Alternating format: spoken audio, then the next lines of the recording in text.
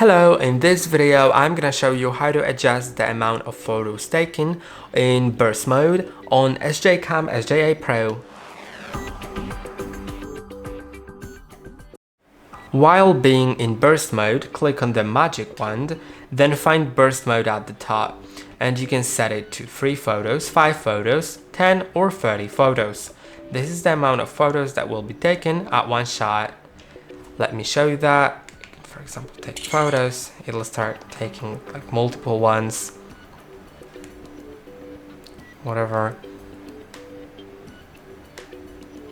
And now you can see 30 photos were taken because I had just 2 on my SD card, now I have 32.